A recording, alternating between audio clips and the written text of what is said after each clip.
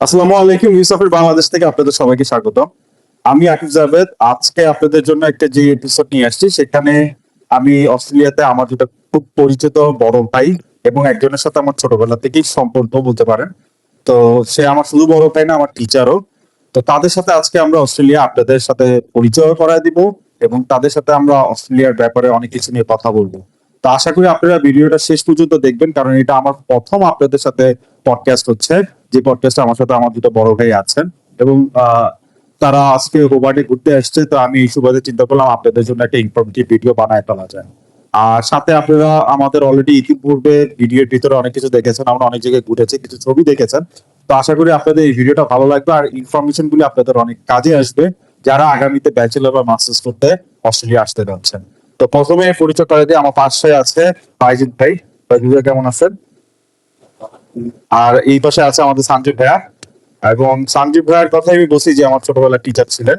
তো ভাই, আপনি কেমন আছেন? আলহামদুলিল্লাহ। ভাইয়া আমাদের এখানে সবচেয়ে বেশি ফুটবল এনজয় করতেছে, কারণ আজকে ইংল্যান্ড ভার্সেস ক্রোয়েশিয়ার ম্যাচ চলতেছে।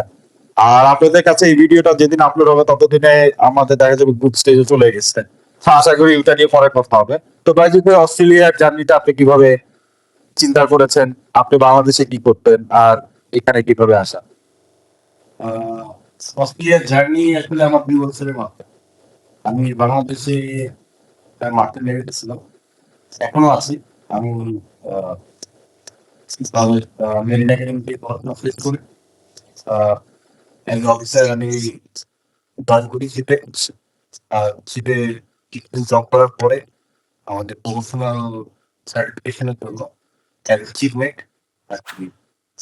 অস্ট্রেলিয়ান মেরিটাইম কলেজ, যেটা ইউনিভার্সিটির আন্ডারে, যেখানে university of Tasmania. University of Tasmania.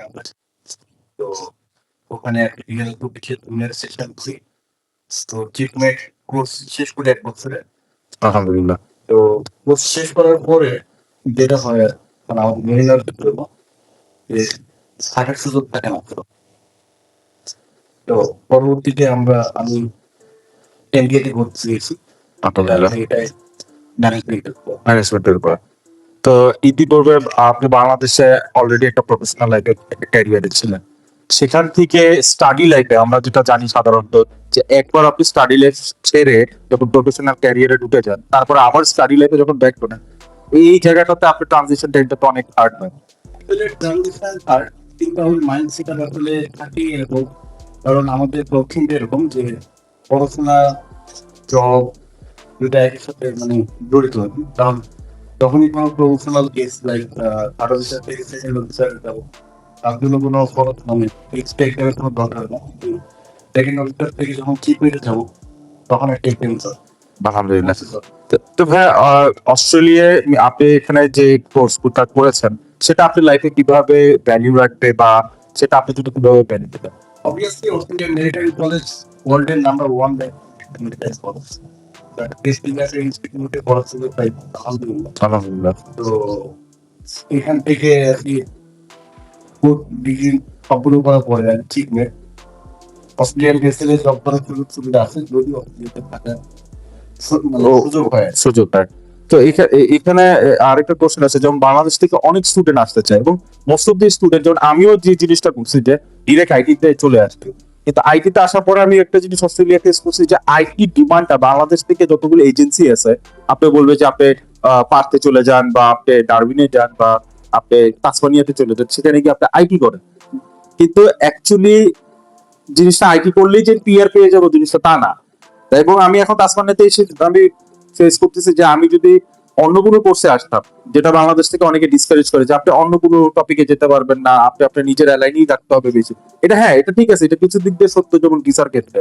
But marine লাইফটাতে আপনার অপরচুনিটি কিরকম, এবং এই জায়গাটা, যেমন আমরা আইটি নিয়ে একটা প্রবলেমে পড়ি, বাট মেরিনারদের এখানে আশেপাশে অপরচুনিটি কিরকম?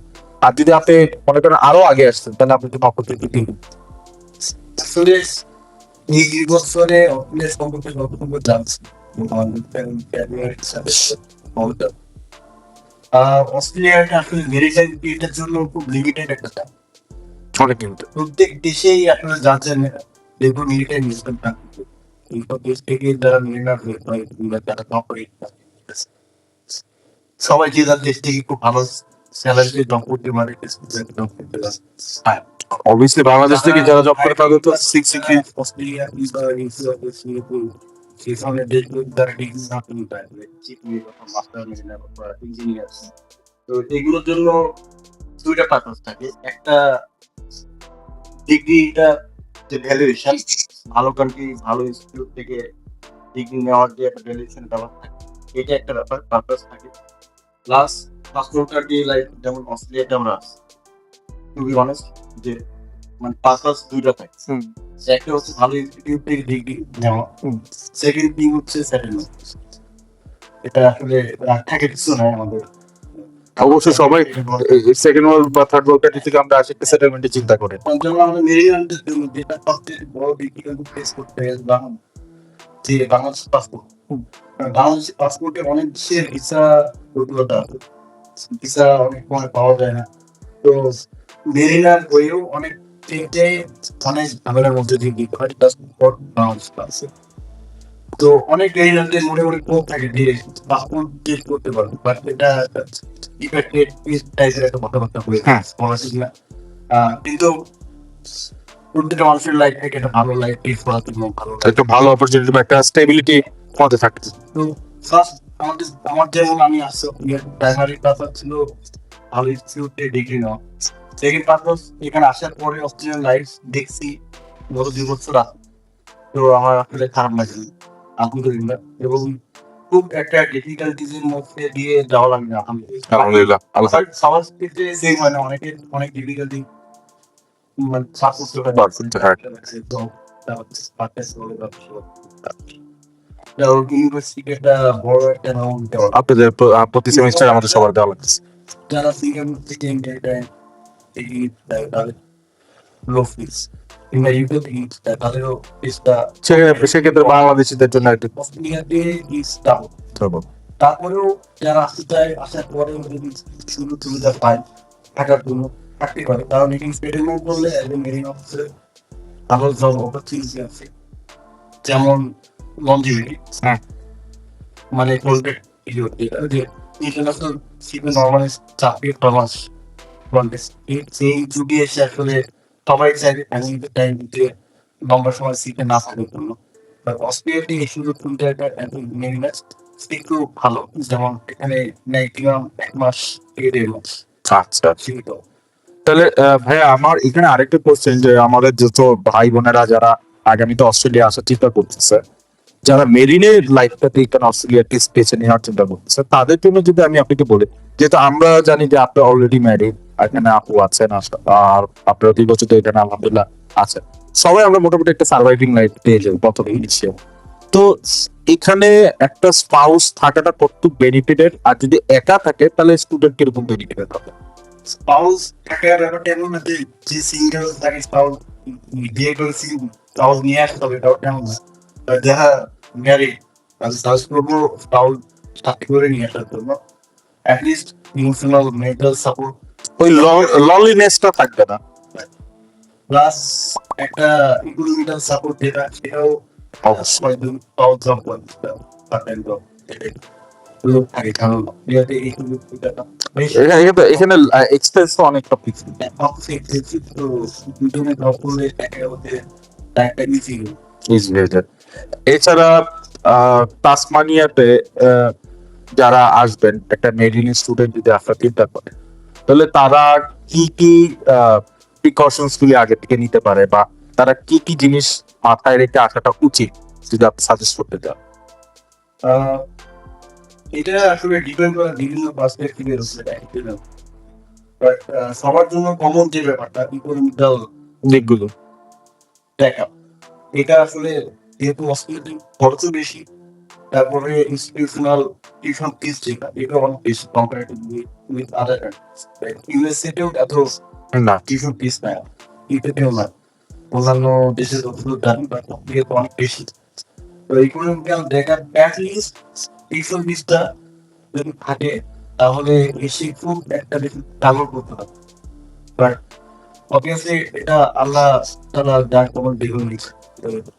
একটা মেরিন স্টুডেন্ট যদি অস্ট্রেলিয়া আসতে চায়, তার ব্যাংক ব্যালেন্স কত শো করলে তার ফাইলটা সেফ সাইডে থাকবে, বা তার কত টাকা সে যদি নিজের কাছে, কারণ একটা স্টুডেন্টের এটা বলাটা ঠিক হবে না, বাট মোটামুটি বাংলাদেশ থেকে যারা অ্যাপ্লাই করে অস্ট্রেলিয়ার ক্ষেত্রে যে কোনো ক্যাটাগরি স্টুডেন্টই হোক, তাদের প্যারেন্টস এর একটা বা দুটা সেমিস্টারের বেশি কিন্তু টাকা থাকে না মোস্ট অফ দি টাইম। খুবই খুবই ম্যাক্সিমাম স্টুডেন্টকে 90% আমরা ধরে নিই। এবং বাকিদের যাদের টাকা থাকে তাদের ব্যাপারটা আলাদা, কিন্তু যাদের কাছে থাকে না তারা একটা সেমিস্টার বা দুটা সেমিস্টারের টাকা থাকে। তো সেক্ষেত্রে আপনি কিরকম বলতে পারেন যে সে কি এসে বাকি দুটা সেমিস্টার বা বাকি জার্নিটার টাকা দিল ব্যাপারটা নট অনলি ফর মেরিট, আসলে ইন জেনারেল সব? আমি এখানে প্রিভিয়াস ইঞ্জিনিয়ারিং প্রফেসর ছিলাম কিংবা সিটি জব করছি, কিংবা এখানে তো স্টুডেন্ট, তো অন্যান্য সাবজেক্টে যারা আছে তারাও student। তো সবার তো যেটা যে টিউশন ফিস যেটা দেখানোর ব্যাপারটা তো just for visa purpose. Hmm. আর টিউশন ফিসের ব্যাপারটা অ্যাটলিস্ট দুটা সেমিস্টার যদি দেওয়া থাকে, তাহলে দেখা গেল যে আসার সাথে সাথে জব যে পেয়ে যাবে এমন কোনো অ্যাক্টিভিটি আসতে থাকে, টাকা তো একটু ডিফিকাল্ট হয়ে যায় যদি জব না পায়। বাট টিউশন ফিস যদি অ্যাটলিস্ট ম্যানেজ করা থাকে আগে থেকে, দেখা গেল যে চলা ফেরা থাকা খাওয়া এই ব্যাপারটা এটা অনেকটা কাজ করে ঘুরতে এসে হাতে পাতলা দাও এগুলো ইসি। কিছু অ্যাভেলেবল। যেমন বাংলাদেশে একটা সুবিধা যেটা অস্ট্রেলিয়া এবং বাংলাদেশে প্রায়ই শেষ হয়। হ্যাঁ। তো বাংলাদেশের লাইসেন্স দিয়ে কিন্তু গাড়ি অস্ট্রেলিয়া গাড়ি চালাও। তো আবার এখানে লাইসেন্স দিলে উবারের একটা Especially আমরা যখন প্রাথমিক রিজনাল মিডিয়াতে আমরা তো লং টাইম সে বাংলাদেশ লাইসেন্স ইউজ করে গাড়ি চালাতে পারবে। এবং এই লাইসেন্স ইউজ করে কিছু রাইড শেয়ারিং সাইট আছে যেমন উবার, ডোড্যাশ, এগুলো করা যায়। তো কোনো জব না থাকলেও অ্যাটলিস্ট এগুলো করে সার্ভাইভিং এর জন্য ঠিক আছে। আবার অনেকে চিন্তা করে যে উবার ডোরডেশ করে তারা টিউশন ফিস দিবে, এই ব্যাপারটাকে আপনি আসলে ওই জন্য বললাম যে যদি দুই সেমিস্টার অ্যাটলিস্ট তার ম্যানেজ করা থাকে, তাহলে কি হয় দুই সেমিস্টার হতে হতে সে কোনো না কোনো জব ইনশাআল্লাহ পেয়ে পেয়ে যাবে। তো তখন আর একটা জব ম্যানেজ হয়ে গেলে তখন আর অসুবিধা থাকবে না। আবার কিছু কিছু জায়গায় কিছু স্টুডেন্ট চিন্তা করে আমি জব করব, দেশে টাকা পাঠাবো, আবার ইয়া করব, তাদের জন্য বিপদটা কিরকম? না, কেউ যদি মনে করে যে অস্ট্রেলিয়ায় এসে পড়াশোনা করে ইনকাম করে ভার্সিটিতে দিয়ে নিজে খরচ করে তারপর দেশে টাকা পাঠাবো, তাহলে আমি সাজেস্ট করবো অস্ট্রেলিয়া না। কারণ ফ্যামিলিটাকে ওইভাবে দেখে, অবশ্যই। কারণ টু বি অনেস্ট আসলে অস্ট্রেলিয়া এরকম মানে বিগিনার হিসেবে যদি এরকম প্ল্যান করে তা অনেক হ্যাঁ, একটা সেটেলমেন্টে চলে গেলে পিয়ার পাইলে কিংবা এখন আর লেখাপড়ার খরচ নেই পিয়ারে তখন ইজিলি এটা করে দিতে পারবে। আমরা যেটা জানি ভাই, আপনারা অস্ট্রেলিয়ার মেরিন স্টুডেন্টদের পুরো ক্লাসটাই হয় লঞ্চ সিস্টেমে। যেমন অস্ট্রেলিয়া মানে যদি তাসমানিয়াতে আসে তাহলে আপনাদের ম্যাক্সিমাম ক্লাসটা লঞ্চ সিস্টেমে হবে। এখন ইউনিভার্সিটি অফ তাসমানিয়ার অনেকগুলি ক্যাম্পাস আছে পুরা তাসমানিয়া জুড়ে, এবং তারা এই পুরা তাসমানিয়াটাকেই তাদের ক্যাম্পাসের হাব বলে। তো ওই জায়গায় যখন হোবার্ট হচ্ছে এদের ক্যাপিটাল, মানে মেইন সিটি, তো লঞ্চ সিস্টেম কিন্তু আরেকটা সিটি, যেটা আগে মেইন সিটি ছিল বাট পরবর্তীতে স্টেট হতো, এখন সেকেন্ড সিটি হয়ে গেছে। ওখানে লঞ্চ সিস্টেমে যেটা আমি আপনাদের কাছে আসলাম দেখলাম, আলহামদুলিল্লাহ লঞ্চ সিস্টেম ঘুরলাম। লঞ্চ সিস্টেম কিন্তু বলতে পারেন এখানে যত মোটামুটি এলিট শ্রেণীর মানুষটাই তাদের লঞ্চ সিস্টেমে থাকাটা বেশি, এবং খুবই নিরিবিলি থাকাটা পছন্দ করে। লঞ্চ সিস্টেমের রাস্তাগুলি হোবার্টের মতো এত উঁচু নিচু না, অনেকটাই সমতল একটা এরিয়া। তো এই নিরিবিলি জায়গার ভিতরে আপনি সেফটি কিরকম পাচ্ছেন, তারপরে জবের অপরচুনিটি কিরকম থাকছে, বা আপনি যদি ধরে নেই কখনো যদি আপনি উবার বা ডোরড্যাশ কখনো যদি করে থাকেন, আমি জানি না আপনি করেছেন নাকি না, শুধু নিজের কথা যদি বলি ইয়ার একটা মিটার সেন মিটার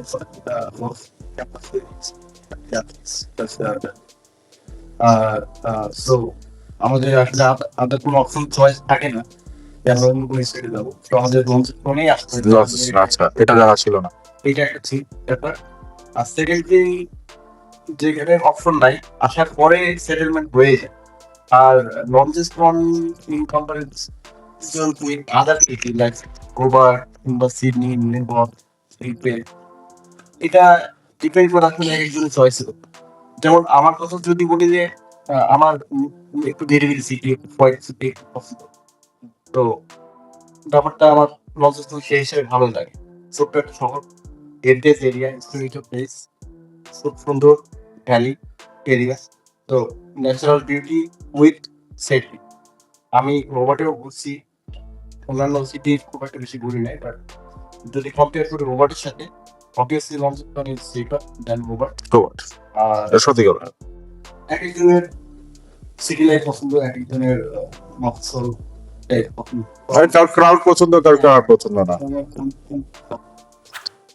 আলহামদুলিল্লাহ। তো ভাইয়া এখানে লঞ্চস্টোনে যদি মনে করেন একটা স্টুডেন্ট, যে কোনো স্টুডেন্টই আসতে পারে এগুলো চাপতে, আর্কিটেক্ট আসতে পারে, আপনার মেরিন আসতে পারে। তো তাদের যদি খরচের দিক চিন্তা করি, প্রতি সপ্তাহে যেহেতু আমরা প্রতি সপ্তাহে ভাড়া দিই, প্রতি সপ্তাহে আমাদের প্রত্যেকটা সপ্তাহে আমরা খরচ দিই। তো একটা ছেলে যদি মনে করেন সিঙ্গেলই আসে, তো ব্যাচেলার একটা মোটামুটি মন্দের ভালো যদি টাকা খাওয়া করে, তাহলে তার সবকিছু মিলে কিরকম সপ্তাহে খরচ যেতে পারে আপনার লসেস?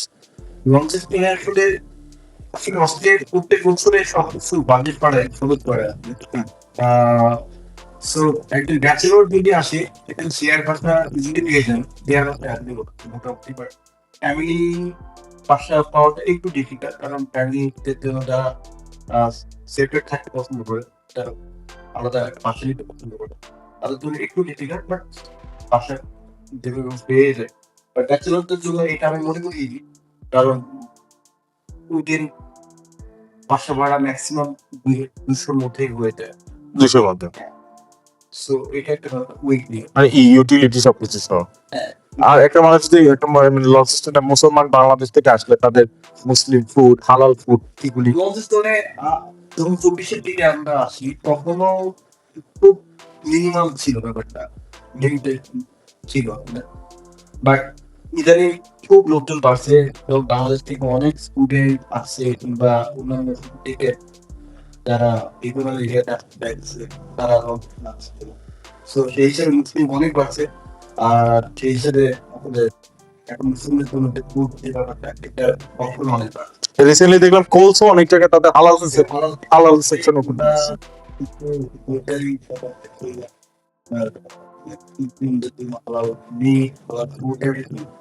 তারা প্রোভাইড করছে গ্রোসারি সবগুলি। তারপরে আবার মোস্ট টাইম এখন ইন্ডিয়ান গ্রোসারি স্টোর গুলি তো তো আপনার যে খরচ কেমন? আমি যতটুকু মানে অ্যাচিভ করি যে অ্যাভারেজ একটা ব্যাচেলারের জন্য মোটামুটি খুব অ্যাভারেজ স্টাইলে লাইফস্টাইল চলে যাবে, দেওয়ার জন্য বাসে খুব ভালো। এটা আমি জাস্ট বললাম, অনেকে চাইলে 1000 মানুষের মতো মানে মানে আপনি বলতে চাচ্ছেন যে 200 থেকে 300 টাকা বা 400 টাকার মধ্যে মাস শেষে শেষ করতে পারবে, ম্যাক্সিমাম 200 থেকে 400 মধ্যে মাসে শেষ করতে পারবে। এখন আমরা একটু সঞ্জু ভাইয়ের কাছে যাই, যে সঞ্জু ভাইয়া, যে আপনি অস্ট্রেলিয়া আছেন, তাসমানিয়াতে আছেন, তো তাসমানিয়াতে আপনার কেমন লাগছে? আর হোবার্ট আর লঞ্চস্টোন যদি কম্পেয়ার করেন, তাহলে আপনি কোনটাকে কি বলবেন?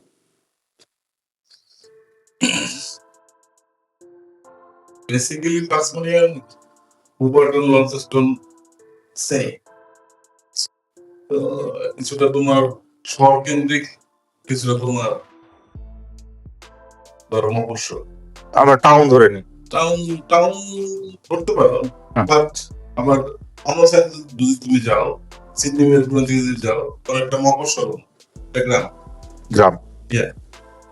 ওই তুলনায়।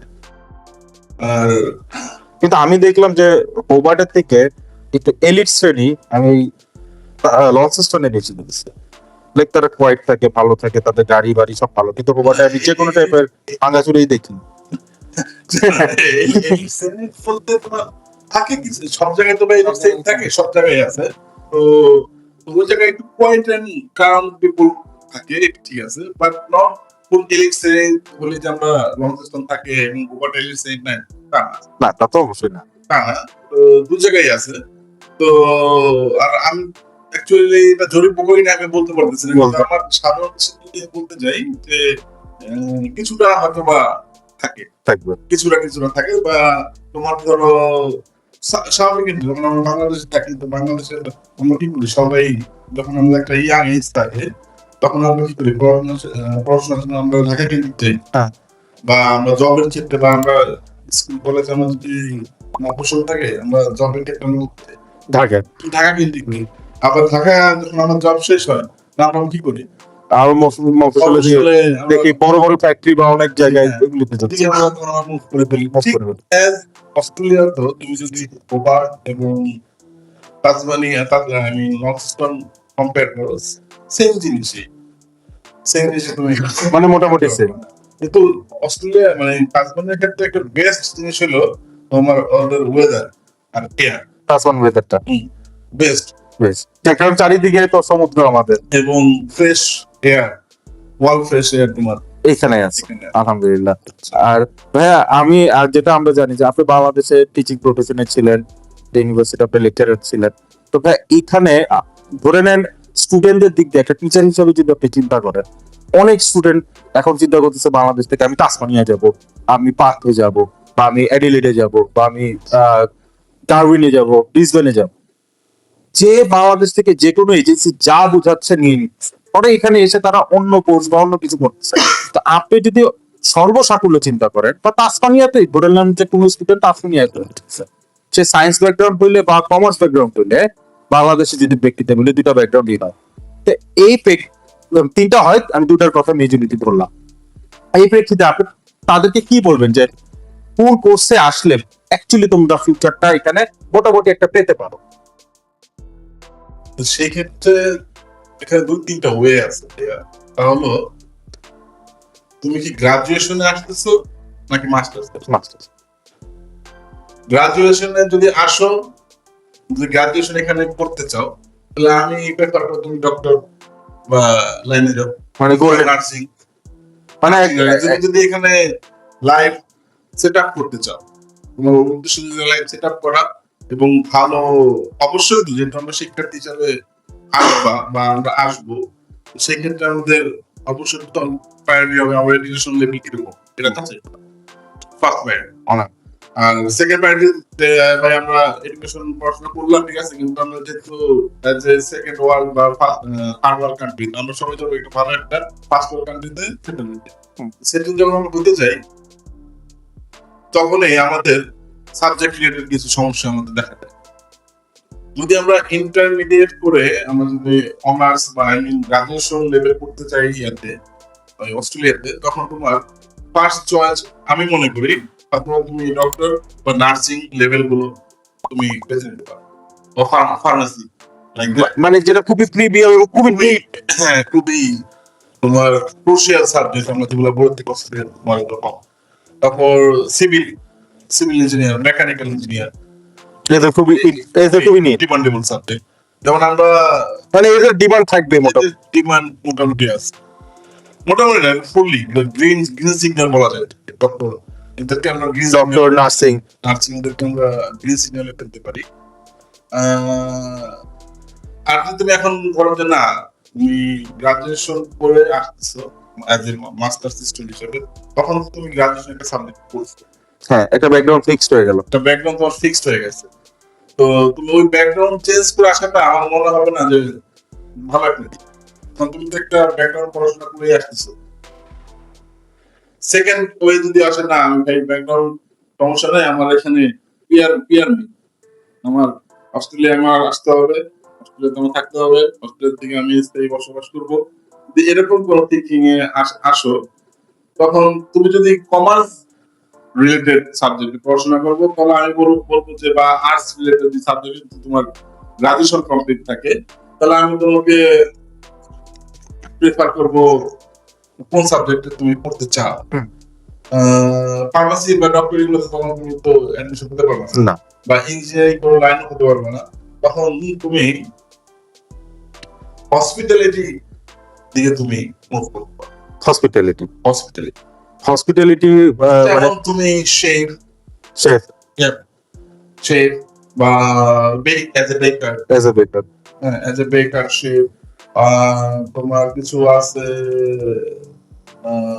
এইজ কেয়ার রিলেটেড, মানে এইজ পিপলদের তাদের কেয়ার করা, তাদের এই ধরনের কিছু। এটা আবার কি ওরা এগুলো আবার মাস্টার্স যদিও না থাকে, যদিও তোমার এগুলো মাস্টার্স না থাকে, তো এখানে তুমি ডিপ্লোমা হিসেবে মানে পোস্ট গ্রেড ডিপ্লোমা। ডিপ্লোমা আমি এখানে আরেকটা জিনিস দর্শকদেরকে একটু বলতে চাই, যারা আমাদের দেখতেছেন ভাই বোনেরা, বা আমাদের যারা আঙ্কেল বা আন্টিরা দেখতেছেন তাদের সন্তানদের জন্য, আমরা বাংলাদেশ থেকে এই যে ভাইয়া দুটা তিনটা কোর্সের উল্লেখ করলো যে শেফ, বেকার বা আপনার এইচ কেয়ার, আমরা এই জিনিসটা এই সেক্টর গুলিকে বাংলাদেশে কিন্তু অনেক অবহেলা করি, এবং এটা কিন্তু তারা বাংলাদেশে এই সেক্টরটা অনেক অপমান অবহেলার মধ্যে থাকে, তাদেরকে আমরা সম্মান করি না। বাট এই দেশে এই সেক্টরটা ডাক্তার ইঞ্জিনিয়ারের সমান, এবং বলতে পারেন পূর্ণ অর্থে তাদের থেকেও বেশি যদি সম্মানের। ভাই তুমি এখানে স্থায়ীভাবে বসবাস করতে চাও, হ্যাঁ, তাহলে অবশ্যই তোমার কোয়ালিটি থাকতে হবে। সোজা হিসেবে কোয়ালিটি থাকতে হবে তো। তোমার কোয়ালিটি থাকতে হবে। তুমি কোয়ালিটি ছাড়া তুমি এখানে স্থায়ী বসবাস করতে পারবা না। তো কোয়ালিটি থাকতে হবে কি, তোমার দক্ষ কোয়ালিটি, মানে তুমি দক্ষ নাগরিক হতে হবে, বা দক্ষ যে কোনো বিষয়ে তুমি মানে ওই বিষয়টা পুরোপুরি ভাবে আমার আয়ত্তে থাকতে হবে। তোমার থাকতে হবে। তো যেমন বাংলাদেশে আমরা ডিপ্লোমার দান দিই, সাপোজ ডিপ্লোমাদেরকে আমরা দান না দিলেও, মানে দেই না বলতে এটা আমার জিনিসটা খারাপ দেখা হ্যাঁ। যায়। কিন্তু মানে আমরা অপরা করি না, আমার মূল্যায়ন করা হয় না। ওটা নেগলেক্ট। হ্যাঁ, ঠিক আছে। পলিটেকনিক বা এই জায়গাটাকে অনেক নেগলেক্ট করা হয়। অথচ তুমি যে কোনো একটা উন্নত বিশ্বে যাও, এদেরকে কিন্তু বেশি প্রায়োরিটি দেওয়া হয়। হ্যাঁ, এদেরকে প্রায়োরিটি বেশি দেওয়া হয়। যেমন এখানে ট্রেডিদের অনেক প্রায়োরিটি দেওয়া হয়, অবশ্যই। পেইন্টার কার্পেন্টারদের অবশ্যই। প্রায়োরিটি দেওয়া হয়, তারপর গ্যারেজের লোকদের অনেক প্রায়োরিটি দেওয়া হয়। তাই আমি বলবো যারা ডিপ্লোমা লেভেলে আছে, হ্যাঁ, তারা যদি মনে করো অস্ট্রেলিয়া আসতে পারে, তারা এখানে সাইন করতে পারে। মানে তাদের ডিপ্লোমা তো তারা বাংলাদেশে অলরেডি একটা হাতে করি হ্যাঁ। প্র্যাকটিস আছে, সেটা এখানে এসে তারা কাজ পেলে, আবার এখানে তাদের অ্যাসোসিয়েশনও তো আছে, হ্যাঁ, অনেক রেনাউন্ড অ্যাসোসিয়েশন। অনেকগুলো আছে। তো আমি আপনাদের যে বাইজিৎ ভাই এবং সাজু ভাই, আপনাদের একটা, যেমন আপনি একটা কথা উল্লেখ করলেন যে বেকার, তো আমি বলি যে আমি একটা ব্যক্তি শপে আমি নিজে এখানে কাজ করি, এখানে জীবিকা নির্ভর আমরা সবাই সবাই কোনো না কোনো কিছুর সাথে আছি, যেহেতু আমরা স্টুডেন্ট, তো আমাদের পার্ট টাইম করেই থাকতে হবে। তো আমি একটা ব্যক্তি শপ থেকে আমি বের হয়েছি, আমি দেখলাম মানুষ সবাই মানে একটা প্রেস থাকে না যে হ্যাঁ অ্যাসিস্ট্যান্ট কুক আর যেটা ওটা আমাদের ড্রেস তো একই থাকে, তো সে হয়তো বুঝতে পারে, সে মনে করেছে আমি শেফ, অ্যাকচুয়ালি আমি শেফ না। তো সেইটা দেখে তারা আশেপাশে কথা বলতেছে, হ্যাঁ শেফ যাচ্ছে, ওদের এখানে খাবার ভালো, আমি কিন্তু শুনতে পাইতেছি, বাট তারা না ওটাকে একটা সম্মান দিতেছে। ওদের আমি থার্ড ওয়ার্ল্ড কান্ট্রি থেকে বিলং করি, আমার গায়ের রং ব্রাউন স্কিন টোন নিয়ে আমি আসি, এটা কিন্তু দেখে না। অস্ট্রেলিয়ার রেসিজম এটা অনেকেই বলে, বাট প্রত্যেক রেসিজম আমরা এখানে ফেস করছি না। যদি আপনারা দুজন আপনাদের বলেন। অ্যাকচুয়ালি রেসিজম আমি আপনাদের এখানে টেস্ট করি নাই। আলহামদুলিল্লাহ। হ্যাঁ, রেসিজম আমি শুনছি আমার আশেপাশের কলিগ বলো এখন, হ্যাঁ, বা আদার্স লোক বলো, তাদের কাছে অত অত শোনা যায় না, বাট শুনছি। বা বাংলা, আমি বিশেষ করে বাংলাদেশে যখন ছিলাম তখন শুনতাম যে এটা প্রচুর রেসিজম। সাপ উপর হচ্ছে অনেক হ্যাঁ, কিছু।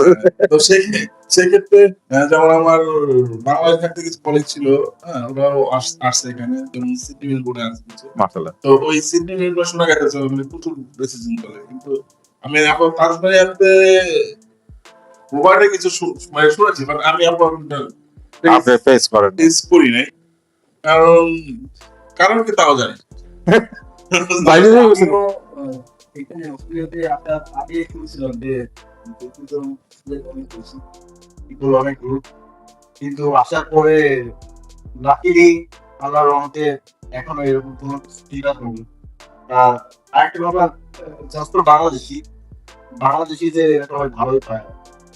আলহামদুলিল্লাহ। বাংলাদেশিদের খুব একটা এরকম রেসিজম শিকার হতে দেখি না। আছে অন্যান্য সাউথ এশিয়ার কান্ট্রি লোকজন আছে, হয়তো কিছু কর্মকাণ্ডের জন্য কিছু আনফেয়ার অ্যাক্টিভিটিতে কারণে হয়তো ওই তারা ফেস করে। ফেস করতে হয়। আবার এখানে পার্সপেক্টিভ থাকে রিলেশনশিপ, যে এটার ডিসিশনটা হয় মতো ওয়ার্ক প্লেসে কিংবা ক্লাসরুমে হয় না, কারণ এটা একটু স্ট্রিক্টলি ফলো করা হয় অস্ট্রেলিয়াতে, যে ডিসিশন নিয়ে কিন্তু প্রিপেয়ার প্রত্যেকটা ইউনিভার্সিটিতে আপনার ডিসিশন নিয়ে কিন্তু মেল করা হয় যে কে কোনো ডিসিশন স্বীকার করছে না, এটা স্ট্রিক্টলি হ্যান্ডেল করা হয় স্টুডেন্ট গভর্নমেন্ট। তো আমরা মনে করি যে এটা অফিসিয়ালি এটা প্রোটেক্টেড, তারপরেও অনেকে যে যার ওয়ার্ক প্লেসে অনেকে স্বীকার করতে পারে, তাহলে এটা পার্সোনাল পার্সপেক্টিভ। আবার আমি যেমন দেখছি যে আমি যে ব্যক্তি শপে ওখানে ঢুকার আগে আমাকে একটা অনলাইন কোর্স করেছে ওরা।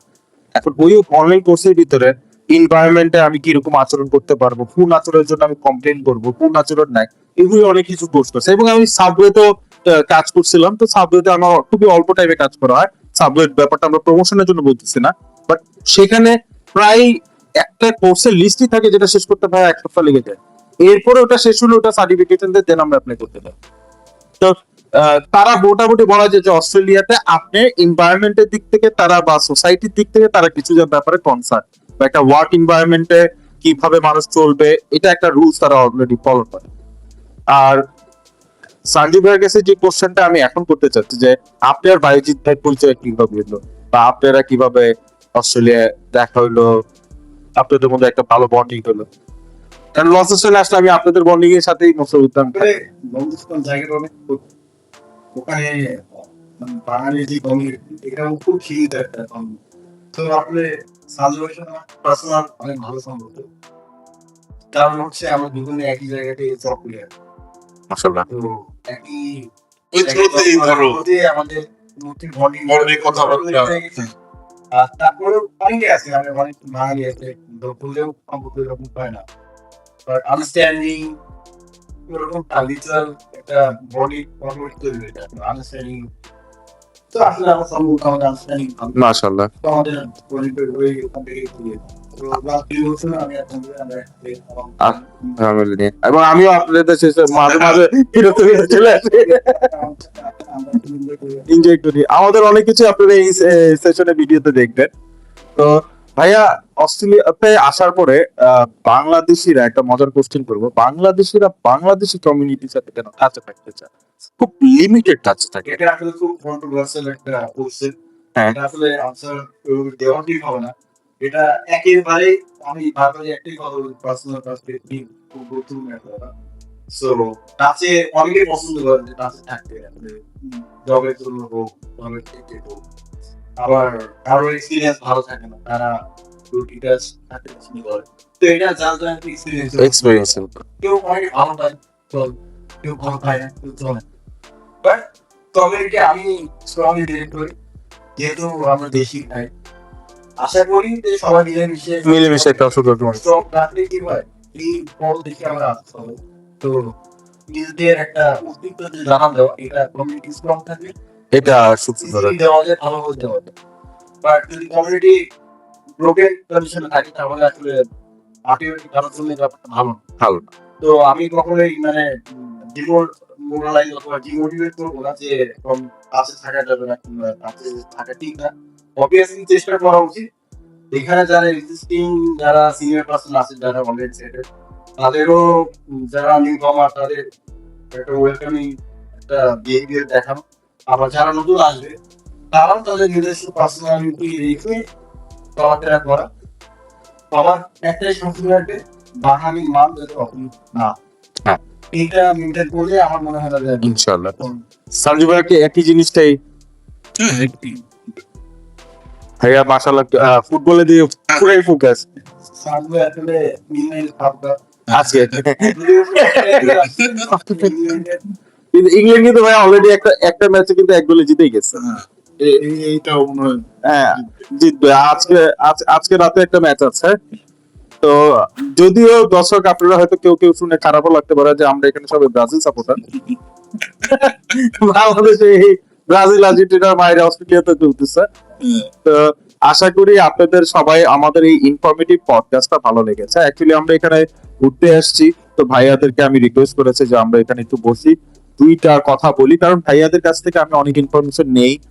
ভাইয়া কিভাবে আগাবো, কিভাবে কি করব, এবং মোস্ট অফ দ্য টাইম আমি সঞ্জীবকে অনেক ডিস্টার্ব করি, ছোটবেলা থেকেই ডিস্টার্ব করি। তো শুধু আমি করি না, আমার বাকি বন্ধুরাও করে। এবং সঞ্জীব ভাইয়া, আপনারা আমার ইতিপূর্বে আমাদের একটা পডকাস্ট বা ইয়াতে শুনেছিলেন যে আমাদের ফ্রেন্ড আছে যে জার্মানি থেকে, প্রান্ত। তো প্রান্তর কাজিন হচ্ছে সঞ্জীব ভাইয়া।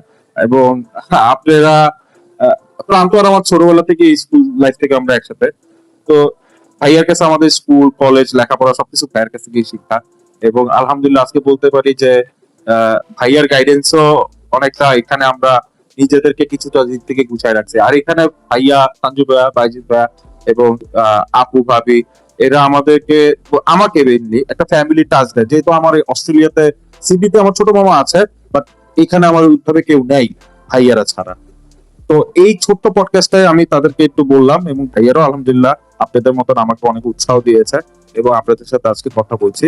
এবং আজকে আমরা আপনাদেরকে আরেকটা জিনিস আমি আপনাদেরকে জানাচ্ছি যে আগামীতে ইনশাল্লাহ আপনারা একটা ভালো নিউজ পেতে যাচ্ছেন। আর আশা করি এই নিউজটা আপনাদের সবার পছন্দ হবে এবং আমাদের সাথে থাকবেন। এবং সেই নিউজটা আমরা হয়তো আপনাদেরকে উইদিন জুলাই মাসের মধ্যে দিয়ে দিব after some documentation and confirmation. তো ইনশাল্লাহ তখন আপনাদের অনেকের অনেকগুলি কোশ্চেন আছে যে হ্যাঁ এটা করে দেন বা ওটা করে দেন, তখন অফিসিয়ালি আমরা করে দিব। আর সেক্ষেত্রে আমরা কোনো চার্জ দিব না ইনশাল্লাহ। এবং আমাদের এই ইচ্ছাটাও নাই যে আমরা কোনো চার্জ দিব। এটা একটা সোশ্যাল ওয়ার্কও বলতে পারেন, আর ইন আ সেন্স একটা কমিউনিটি, একটা নেটওয়ার্ক বিল্ডিং ও বলতে পারেন আমাদের।